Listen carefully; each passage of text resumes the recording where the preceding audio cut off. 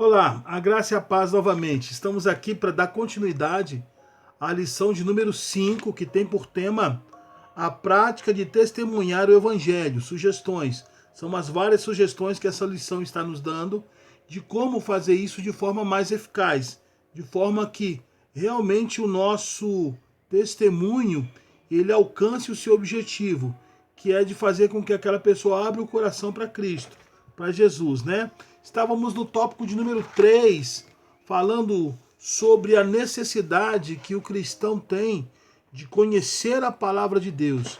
É fundamental para a sua vida, porque você conhecendo a vontade de Deus, você sabe o que Deus quer de você e o que Deus quer realizar através de você. Então é muito importante o conhecimento bíblico para uma vida cristã saudável. Segunda coisa, como é que você vai falar da Bíblia para alguém se você não conhece a Bíblia? Lembra que nós lemos lá sobre essa questão? Diz assim: olha, para que esse tipo de testemunho seja efetivo, você realmente precisa conhecer a Bíblia. Não há situação mais chata do que ouvir um testemunho do tipo: diz que está escrito na Bíblia. Como diz que está escrito na Bíblia? Então eu não sei se está escrito, eu não tenho certeza. Eu ouvi alguém falar para mim que estava escrito. Você já viu alguém falar assim? Ah, não, porque na Bíblia diz, faça por onde que eu te ajudarei. Tu já deve ter ouvido esse tipo de coisa. Isso não está escrito na Bíblia, né? Eu já ouvi de púlpito alguém dizer assim, porque na Bíblia diz que o cair é do homem, mas o levantar é de Deus. Deve ser no livro de inventares ou de acrescentares, porque na minha Bíblia não tem esse texto. Mas por que as pessoas dizem isso? Porque elas tratam o conhecimento bíblico como coisa secundária. E não pode ser tratado como coisa secundária, porque a base, o alicerce da fé cristã são as Escrituras. É nela que nós estamos apoiados, embasados, alicerçados, firmados, porque ela é a palavra de Deus. Se eu não a conheço, eu vou transmitir um cristianismo baseado nos meus achismos. E aí não tem como uma pessoa que te ouve ter certeza do que está sendo dito, acreditar no que está sendo dito, levar a sério o que você está dizendo. Então, quando eu vou testemunhar a palavra de Deus, eu preciso conhecê-la profundamente, eu preciso mergulhar nela. Por isso, o cristão deve conviver se alimentando diariamente da palavra de Deus, buscando esse conhecimento profundo, né? Estudando, converse com o seu pastor, procure um irmão que tenha mais conhecimento, que tenha mais tempo na caminhada cristã, para que ele possa ajudar você a adquirir também esse conhecimento, para que você possa usar a palavra de Deus de forma sábia, correta e sem invencionismos, sem achismos, sem um monte de ismos que a gente vê por aí. Um dos grandes problemas do evangelho é justamente o eu acho. Eu costumo dizer isso na igreja. Crente não pode achar. Crente tem que ter certeza do que está dizendo. Principalmente relacionado às escrituras. Quando alguém pergunta para você qual é a sua opinião a respeito de determinado assunto, o cristão deve imediatamente dizer: bom, segundo as escrituras, livro tal, capítulo tal, versículo tal, é assim que nós cristãos pensamos. É isso que diz a palavra de Deus, é assim que eu acredito. Porque quando eu falo eu acho, não, bom, eu acho que você está emitindo a sua opinião. Sua opinião está baseada no quê? No seu achismo ou nas escrituras? Cristão se baseia nas escrituras. Cristão está firmado no evangelho. Se ele não está firmado no evangelho, então ele está seguindo a sua própria doutrina, o seu próprio ensinamento. E não é isso que a gente aprende, né, quando se converte a Jesus Cristo, ok? Isso é muito importante. A lição continua dizendo assim, olha, deixa eu ler aqui o segundo parágrafo. Portanto, tenha sempre na memória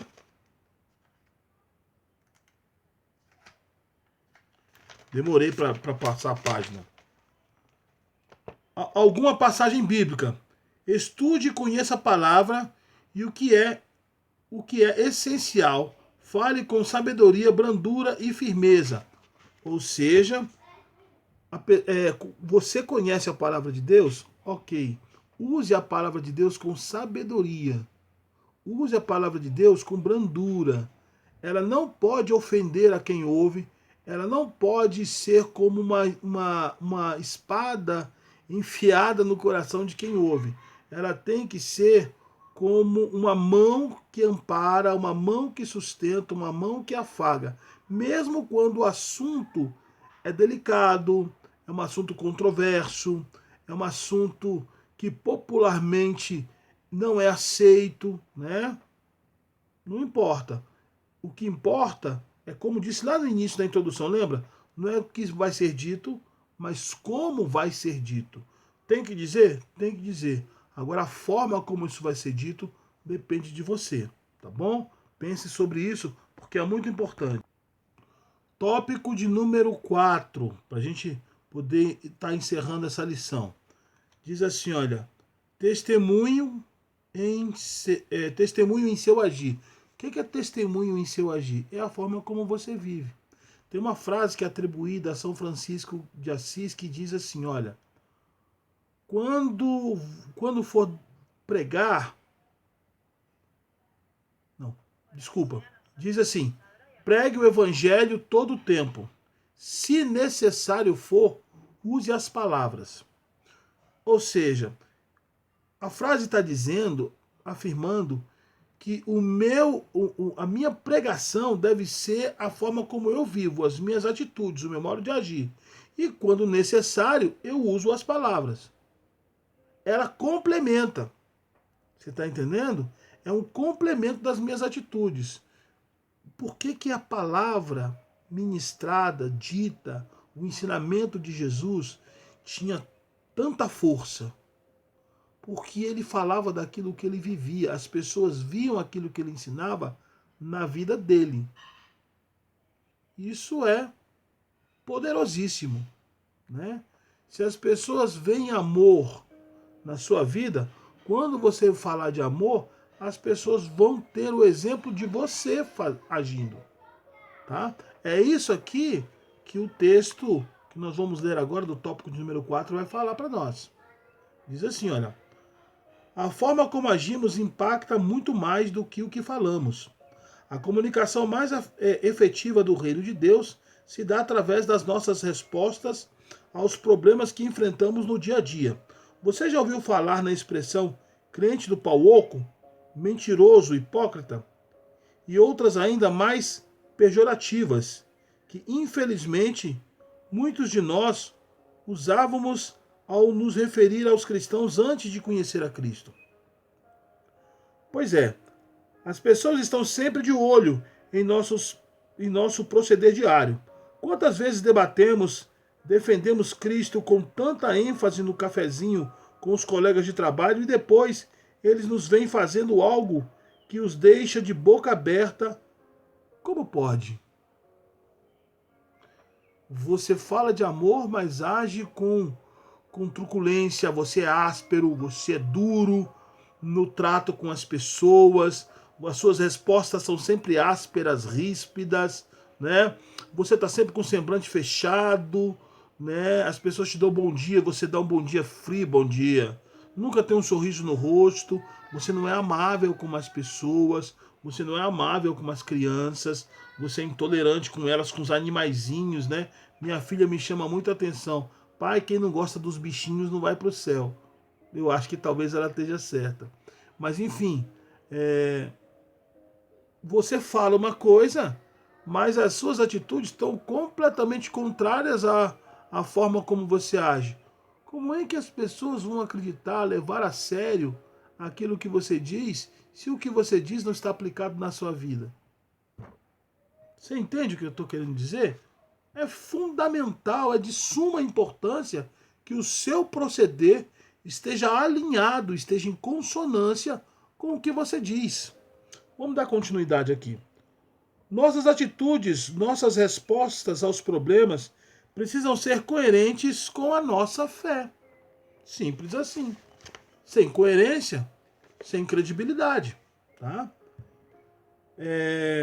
Problemas todos têm, mas a nossa fé precisa ser evidenciada na hora mais difícil.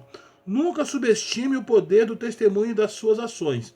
A Bíblia diz que estamos rodeados por uma grande nuvem de testemunhas.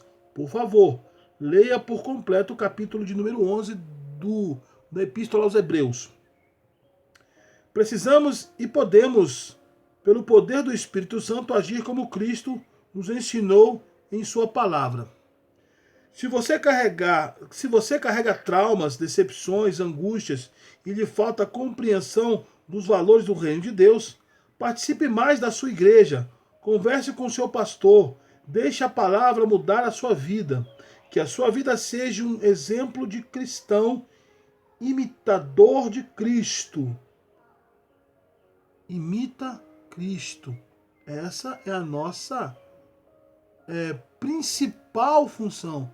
Sermos imitadores de Cristo, porque imitando Cristo, damos um testemunho digno da fé da qual nós dizemos fazer parte. Compreende? Terminando aqui. Nada menos que isso fará diferença no mundo. As pessoas veem Cristo através dos cristãos. Estava agora há pouco falando, numa chamada com alguns irmãos, e eu falei a respeito disso. Na verdade, essa irmã estava falando a respeito disso, que as pessoas entendem Deus de acordo com aquilo que a igreja revela para elas, ou que a igreja mostra para elas, e é verdade, né?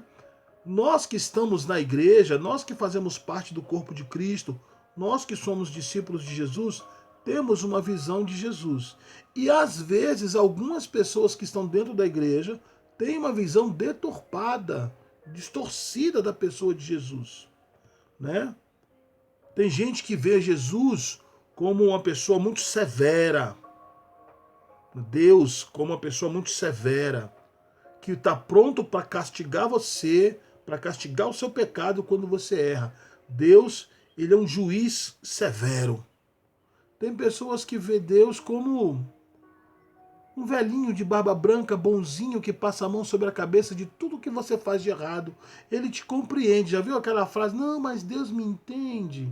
Eu costumo dizer, Deus te entende, mas isso não significa que ele concorda. Tá?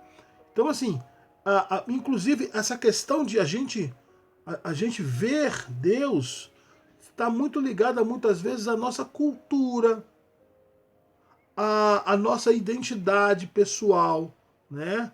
A nossa visão interna.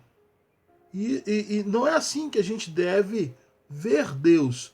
A gente deve ver Deus de acordo com as Escrituras. Ele se revela na sua palavra para que a gente possa conhecê-lo. Claro que não na sua plenitude, mas naquilo que a gente é capaz de absorver, de compreender e de conceber na nossa limitação e na nossa finitude. Tá? Porque uma mente finita e limitada como a nossa, porque a nossa mente tem limitação e ela é finita, jamais poderá compreender plenamente, totalmente, um ser infinito e ilimitado, que é Deus. Tá certo? Mas é necessário que eu tenha essa compreensão. Então, e como eu vou ter essa compreensão? Lendo as Escrituras, tendo comunhão com Deus na sua oração, nos seus momentos de meditação, de oração, de estar na presença de Deus. Ele se revela a você, ele se mostra, ele se deixa conhecer, tá? E é fundamental que você esteja na igreja, participando da comunhão do corpo de Cristo, daquilo que o Senhor está derramando sobre a igreja através das ministrações, nos cultos de oração, nos cultos de ensino, na sua relação com o irmão. Muitas vezes Deus vai falar com você através de uma conversa com o irmão. Então, a vivência cristã, estar vivendo, o cotidiano cristão, vai ajudar você. E se você tem alguma dificuldade, que você traz da sua vida anterior a Cristo, um trauma, uma frustração, algo que marcou a sua vida e isso traz algum tipo de consequência, né, no seu modo de viver e de agir, procure o seu pastor, sente com ele, busque um aconselhamento pastoral. Tem muitos pastores que estão preparados, né, que buscaram capacitação para isso, porque nem tudo é espiritual, a gente precisa ter essa consciência, né? Por exemplo, no meu caso, eu sou formando em psicanálise, eu estudo psicanálise. Por que eu faço isso? Porque eu entendi que nem tudo é espiritual. Há muita coisa que tem a ver com a psique humana, com o emocional humano, e que aí eu preciso de um conhecimento que possa ajudar esse irmão a superar esse trauma, a superar essa frustração que ele tem, ou essa dificuldade que ele tenha, para ele poder avançar, né? Jesus pode curar câncer, pode curar AIDS, pode curar doideira, pode fazer qualquer coisa, eu sei disso. Mas Jesus também nos deu a medicina para que nós procurássemos os médicos para tratar do nosso corpo, né? Se eu tenho um problema do coração, eu procuro um cardiologista. Se eu tenho um problema na coluna, eu procuro um ortopedista. Se eu tenho um problema nos olhos, eu procuro um oftalmologista. Se eu estou com um problema de ordem psíquica, ou se eu estou com um problema de ordem emocional, eu procuro um psicanalista, eu procuro um psicólogo, né? Não é que Deus não possa agir nessa área. Ele pode, como ele cura coração. Mas todo mundo que tem um problema de coração procura o médico, um cardiologista. Se o médico passar o remédio para você tomar, você vai tomar. Você faz um tratamento para melhorar o funcionamento do seu coração. Você não faz isso? Né? Você vai na igreja buscar oração. Pastor, ore por mim que eu estou com um problema no coração. Mas você procura o médico. Então, se você está com um problema na área psíquica, né? Você tem um trauma no passado, você sofreu alguma coisa que marcou a sua vida e isso criou em você algum tipo de dificuldade, algum tipo de obstáculo que você não consegue vencer, ou, né? Ou isso é de ordem emocional, enfim, a perda de uma mãe, de um pai, de um filho, marca a vida da gente de uma forma tal que muitas vezes a gente fica paralisado ali naquele acontecimento e aquilo influencia a vida da gente por longos anos, né? Procure um profissional, procure o seu pastor. Se o seu pastor perceber que não tem condições de te ajudar, né? Ele vai orar por você, ele vai pedir a Deus por você, mas um pastor sábio, ele vai ter conhecimento de que ele não pode ir além. E aí ele vai falar para você, procura um profissional. Nós vamos continuar orando juntos, nós vamos continuar conversando junto, mas procura um psicanalista, fala para ele do seu problema, ele vai te ajudar a encontrar a raiz desse problema para que você possa vencê-lo, mas nós vamos continuar orando junto. Uma coisa que muita gente não sabe, que um dos grandes amigos do pai da psicanálise, né, que é Sigmund Freud, era um pastor. Pfister era pastor. Durante 30 anos, né, Freud se correspondeu com esse pastor, né, e buscava conselhos, buscava ajuda, né? Mesmo ele sendo ateu, ele tinha um pastor do lado, um homem de Deus do lado dele para ajudá-lo. E nada me tira do entendimento de que Freud era um instrumento, Freud foi alguém usado por Deus para trazer luz sobre a questão da psique humana, do inconsciente, para que outras pessoas pudessem usar esse conhecimento em favor, né, da humanidade, como a medicina, como a engenharia, como todas as áreas do conhecimento são ferramentas que Deus dá aos homens para que eles possam desempenhar melhor, né, esse conhecimento em favor de todo mundo. Tudo é de Deus, tudo pertence a Deus. A medicina, a psicanálise, a psicologia, a psiquiatria. Então, se você tem um problema, procure ajuda para que você possa vencer. Todo mundo precisa de ajuda em alguma área. Tá? Isso não é vergonha e não é nada que você deva se constranger. Tá? Eu achei necessário falar sobre isso porque eu sei que tem muita gente dentro da igreja que tem problema, que passa por algum tipo de dificuldade, mas que não busca ajuda porque tem vergonha, né? De ser chamado de doido, de ser chamado de fraco. Eu já ouvi muito isso. Não, eu não posso falar isso para o pastor, porque se eu falar, o que ele vai pensar de mim? O papel do pastor não é fazer julgamento de você, do seu comportamento, do seu problema. O papel do pastor é te ajudar. Nós estamos aqui para ajudá-los, ok? Tranquilo? Vamos concluir então? A conclusão da nossa lição de hoje diz assim, olha: as oportunidades de testemunhar de Cristo e do amor de Deus ao mundo brotam em todos os lugares e tempos. Numa conversa de rua, num evento público, no local de trabalho, no lar, jamais deixe de testemunhar. Fale com simplicidade, com o coração desejoso de glorificar a Deus, ou seja, procure um discurso leve, dentro da compreensão de quem te ouve, né?